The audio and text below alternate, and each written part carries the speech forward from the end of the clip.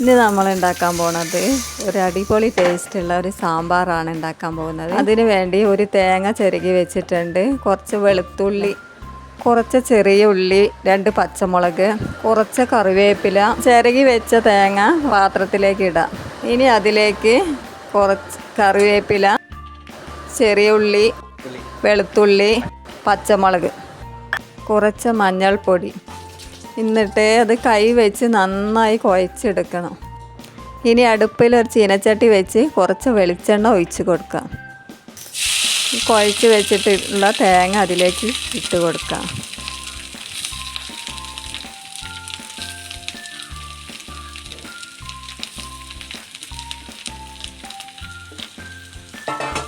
ഇത് നന്നായി വറുത്തെടുക്കണം. നന്നായി വറുത്തെങ്കിൽ മാത്രമേ സാമ്പാർ ടേസ്റ്റ് ഉണ്ടാവുള്ളൂ. ഇനി ഇതിലേക്ക് നമുക്ക് കായം വേണം. LGയുടെ കായമാണ് എടുത്തിട്ടുള്ളത്. ഇനി വറുത്ത് വെച്ചിട്ടുള്ള തേങ്ങ ഒരു പാത്രത്തിലേക്ക് മാറ്റിയിട്ടുണ്ട്. ഇനി സാമ്പാർ ഉണ്ടാക്കുന്ന കഷ്ണങ്ങൾ നോക്കാം. മുരിങ്ങക്കായ്, ക്യാരറ്റ്, വെണ്ടക്ക, വഴുതിരിങ്ങ, ഉരുളക്കിഴങ്ങ്, ഒരു വാഴയ്ക്ക് വേണം. വാഴക്ക കാണിക്കാൻ വിട്ടുപോയതാണ്. പിന്നെ ഒരു സവാള അരിഞ്ഞു വെച്ചത്, ഒരു 3 തക്കാളി, ഒരു ഉരുളി അടുപ്പത്ത് വെച്ചിട്ടുണ്ട്. കുറച്ച് വെളിച്ചെണ്ണ ഒഴിക്കാം.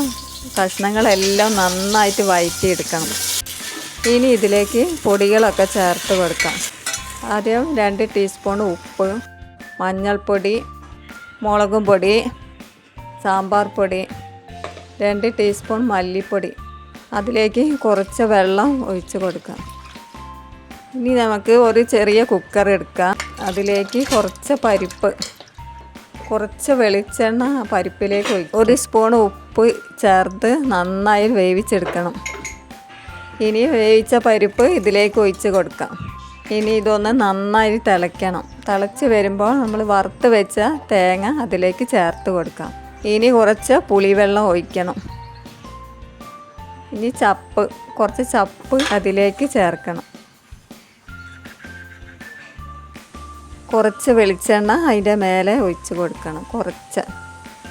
ഇനി ഇതിലേക്ക് ഒരു വറവ് റെഡിയാക്കാനുണ്ട്. അതിന് വേണ്ടി കുറച്ച് വെളിച്ചെണ്ണ ഒഴിച്ചിട്ടുണ്ട്. കടുക്, ഉലുവ, കുറച്ച് കറിവേപ്പില, കുറച്ച് വറ്റൽമുളക് ഇനി സാമ്പാറിലേക്ക് ഒഴിച്ച് കൊടുക്കാം. അങ്ങനെ നമ്മുടെ സാമ്പാർ ഇവിടെ റെഡി ആയിട്ടുണ്ട്. ഇങ്ങനെ എല്ലാവരും ഒന്ന് ഉണ്ടാക്കി നോക്കണം. വീഡിയോ ഇഷ്ടപ്പെട്ടാൽ സബ്സ്ക്രൈബ് ചെയ്യാൻ മറക്കരുത്.